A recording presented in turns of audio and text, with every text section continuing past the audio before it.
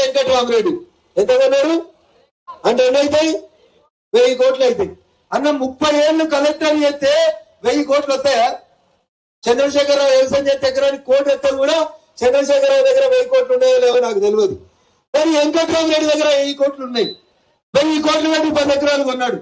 అందుకని మా అక్క చెల్లెల్ని అడగాలి, దుద్దోళ్ళు అందరూ అడగాలి. అవ్వ కూరగాయలు అమ్మేటోళ్ళు కూడా నీ 1000 ఎందుకురా 2000 ఎందుకురా పోయి ఇస్తే ఇంటికి తులం బంగారం మాట్లాడతామని చెప్పాలి. అడగాలనే వద్దా? నిలదీయాలనే వద్దా? ఎందుకంటే మనల్ని ముంచినాయి. మల్లన్న సాగర్ పేరిట, కొండపోచమ్మ సాగర్ పేరిట, రంగనాయక్ సాగర్ పేరిట R&R కాలనీ కడతామని కాంట్రాక్టర్ అయినటువంటి కలెక్టర్ కాళ్ళు మొక్కి ఎమ్మెల్సీ తెచ్చుకున్నాడు. రేపు పైసలు వచ్చి ఎంపీ గెలుద్దాం అనుకుంటున్నాడు. అందుకని దయచేసి ఒకసారి ఆలోచించండి. మీ బిడ్డగా గరీబుల వెంటగా నిలబడేటోడు కావాలన్నా, నరేంద్ర మోడీ గారు ఈ దేశానికి రక్షణ ఇచ్చేటోడు కావాలన్నా, నవ్వుకుంటే మంచుకునే తమ్మని భుజం మీద చేసి ఈనా భూముల్ని కబ్జా చేసేటోడు కావాలన్నా ఒక్కసారి దయచేసి ఆలోచించమని మీ అందరినీ వేడుకుంటూ, ఇంత గొప్ప అవకాశం ఇచ్చినటువంటి మా దుద్దల గ్రామ అన్నాదమ్ములు అక్కా చెల్లెలందరికీ కూడా పేరు పేరున శిరస్సు వంచి నమస్సుమాంజలు తెలియజేస్తూ సెలవు తీసుకుంటా ఉన్నాను. జై హింద్, జై భారత్. కమలం గుర్తుకే. ఒక ఆయన సిపిఐ ఉన్నాడు కదా, 65 మంది ఉన్నారు కదా, ఎందుకు భయపడుతున్నావు రేవంత్ అన్న? ఎడమ పక్కన కూర్చున్న ఉత్తమ్ కుమార్ రెడ్డి, కుడి పక్కన కూర్చున్న కోమటి రెడ్డి, నువ్వు లేవంగానే కుర్చెత్కపోతారని భయపడుతున్నావా? ఎందుకు? గేట్లు తీస్తున్నా అంటుండు. అయ్యా రేవంత్ రెడ్డి గారు, గేట్లు తీస్తే 2 జరుగుతాయి. గేట్లు తీస్తే అడుగుకెళ్ళి ఇటెందరూ వస్తారో తెలియదు, కానీ ఇటుకెళ్ళి కూడా కుర్చెత్తుకున్నట్టు పోయేటోళ్ళు కొంతమంది ఉన్నారా? కాంగ్రెస్ లో ఉంటారా? అసెంబ్లీలో ఉంటారా? కాంగ్రెస్ కు సహజం అది. గాంధీ భవన్ లో రేవంత్ రెడ్డి గారు ఒకటి మాట్లాడతారు, బయటకు వచ్చి కోమటి రెడ్డి గారు ఒకటి మాట్లాడతారు. ఒకటే మాట. మొన్న రేవంత్ రెడ్డి గారు కేరళకు పోయిండ్రు. పోయి కమ్యూనిస్టులని నోటికొచ్చిన మాటలు తిట్టిండు. పినరసి విజయన్ అనే కేరళ ముఖ్యమంత్రి దొంగ అని మాట్లాడిండు. కేరళ ప్రభుత్వం దోసుకుంటుంది గరీబోలేనని చెప్పిండు. అన్న మీరు టీవీ వెనకపోయి 2 రోజుల కింద చూడు. సేమ్ టైంలో రేవంత్ రెడ్డి గారు సిపిఎం వల్ల నెడుతున్నప్పుడు ఇక్కడ భట్టి విక్రమార్క అనేటువంటి ఉప ముఖ్యమంత్రి గారు సిపిఎం పార్టీ ఆఫీస్ పోయి కమ్యూనిస్టులే ఈ దేశానికి దేశభక్తులు అని చెప్పిండు. ఏం చెప్పిండే? పురుష ఏం చెప్తుందో ఎడమశేఖర్ తెలుస్తలేదు, ముఖ్యమంత్రి ఏం చెప్తుండో ఉప ముఖ్యమంత్రికి తెలుస్తలేదు. ఇగో ఇది కాంగ్రెస్ పార్టీ విధానం. అందుకని రేవంత్ రెడ్డి గారు భయపడుతున్నారు. ఎందుకంటే ఎన్టీ రామారావు ముఖ్యమంత్రి అయితే ఆగస్టు లో ఆపరేషన్ చేయించుకుంటాను అమెరికా పోతే వెనకలో కానీ కుర్చెత్తుకపోయిండు. అట్లే రేవంత్ రెడ్డి గారు కూడా భయం అవుతున్నట్టుంది పాపం.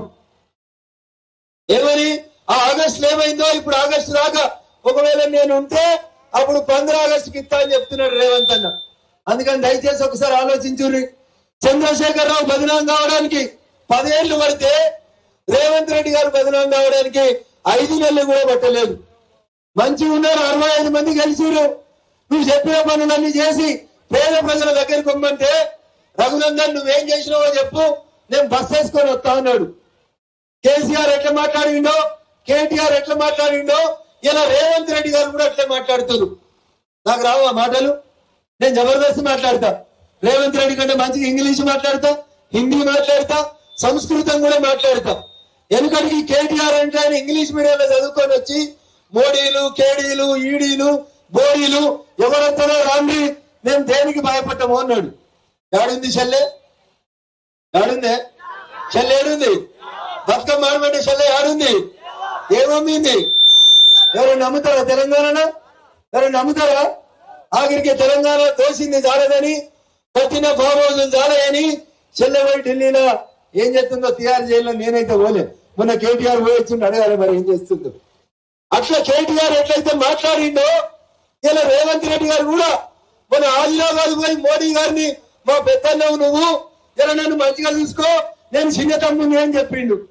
1 రోజులు కాలే ఓట్లు వచ్చినాయా లేవో రేవంత్ రెడ్డి గారు నోరు ఉన్నదని మాట్లాడుతున్నారు.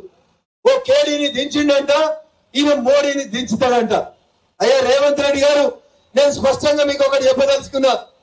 మోడీని దించడం ఈ దేశంలో ఉన్న ఏ నాయకునితో కూడా కాదు. ఎందుకంటే మోడీ ప్రజల గుండెల్లో దేవుడిగా నిలబడ్డాడు. జనమంతా మోడీని దేవుడని కొనియాడుతున్నారు. ఒక్క భారతదేశం కాదు, ప్రపంచ దేశంలో ఎక్కడికి పోయినా ఐఎమ్ ఎన్ ఇండియన్ అని గర్వంగా చెప్పుకునే రీతిలో భారతదేశ ప్రజల గర్వాన్ని పెంచినటువంటి నాయకుడు నరేంద్ర మోడీ గారు. పక్కనున్న పాకిస్తాన్ వచ్చి అప్పుడప్పుడు సక్కల గుంజ చేసి నీ దేశంలో పెడతా, నీ దేశంలో ఉన్న వాళ్ళని చంపుతా, నీ దేశంలో బాంబులు పెడతా అని చెప్తే ఒక్కసారి చూసిండు, 2 సార్లు చూసిండు, 3 సార్లు చూసినాక ఏం చెప్పిండు? గదేదో సినిమాలో బాలకృష్ణ చెప్తాడు ఏమని, మీ ఊరికి వస్తా, మీ ఇంటికి వస్తా, ఈ సంగతి ఏందో ఆనే చెప్తా అని. చెప్పిండా చెప్పలేదా? పాకిస్తాన్ కి సైన్యం పోయిందా? కొట్టేసిరా? గంట సేపట్లో వాపసు వచ్చిర్రా? వాడికి తెల్లారేసరికి ఏమైందో అర్థమైందా? ఏం అర్థం కాలేదు వాడికి. మా దగ్గర శవాలే పడలేదు అన్నాడు. ఎత్తుకపోయి దాచిపెట్టుకున్నాడు శవాలని. అది మోడీ గారి ఘనకీర్తి. ఈ దేశం కాదు, ప్రపంచం మొత్తం ఇలా నరేంద్ర మోడీ గారు లాంటి నాయకుడు మాకుండాలని కోరుకుంటుడు. ఎందుకంటే భారతదేశ ప్రధానమంత్రి ఏరికన్నా పోతే ఏదైనా ఇట్లా మీటింగ్ అవుతుంటే భారత ప్రధానమంత్రి యారున్నారని ఎత్తుకోవాల్సిన పరిస్థితి ఉంటుండే. ఇలా మోడీ గారు మీటింగ్ ఉంటే అమెరికా అధ్యక్షుడు కూడా వచ్చి మోడీ గారు ఏడున్నారు జరగడం షేకాండ్ ఇచ్చి ఫోటో దిగుతానటువంటి స్థితికి మన దేశ కీర్తి ప్రతిష్టలు పెంచిన నాయకుడు నరేంద్ర మోడీ గారు. అందుకని మా తుత్తర గ్రామ ప్రజలకి, అన్నాదమ్ములకి, అక్క చెల్లెలకి నేను 2 చేతులు జోడించి సవినయంగా చేసేటువంటి అప్పీల్ ఒకటే.